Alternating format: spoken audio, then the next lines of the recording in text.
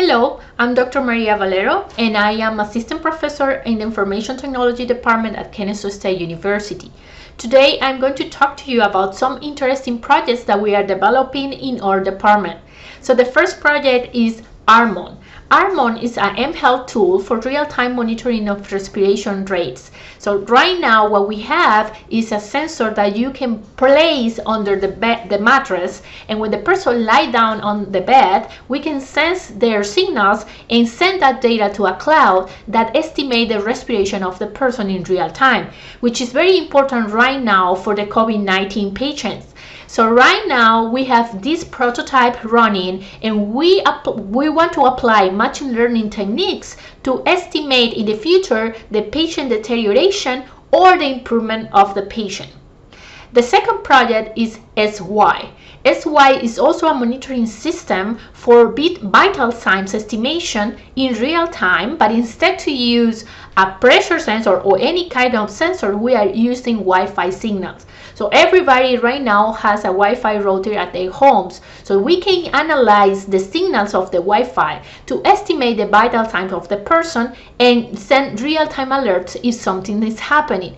This is conceived already. The most important application is for self-isolated patients.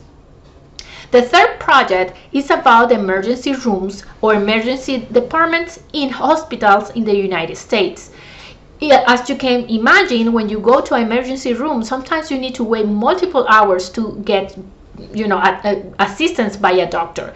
And this is because the emergency rooms are very crowded. So we are developing a framework in which every time that a person arrives to an emergency room, they can use a wearable device and we can monitor their vital signs in real time. But this information is fed to a mathematical model that prioritizes patients. So we'll be able to tell the nurses which patients require more, be seen immediately, or which patients can wait. One of the cool part of these projects is that for those people that are on the bottom of the list and they can wait because they are not in bad conditions, we can suggest the transfer of the patient to another emergency room. So into the mathematical model, we are incorporating also external factors like traffic conditions, weather conditions, or the availability of resources in other emergency rooms, etc. So we expect to solve the problem of crowd emergency rooms here in Georgia first, and then in the United States.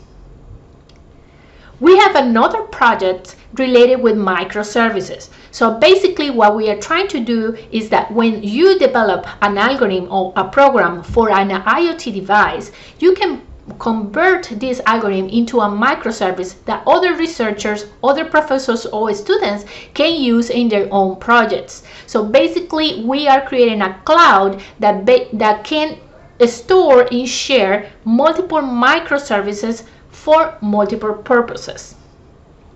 And the final project is about cybersecurity. But in this case, the approach is different. We are evaluating if games to teach cybersecurity and are effective enough.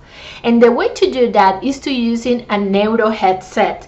The neuro headset that you place on your head, we can read your brain signals, and we can estimate the level of engagement, the level of stress, or even the level of focus that you are having while playing these games online.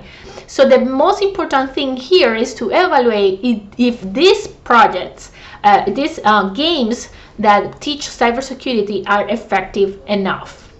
So we have a lot of more interesting projects in our department. So feel free to reach me out to the email that you can see here, and we can talk about more opportunities. Thank you.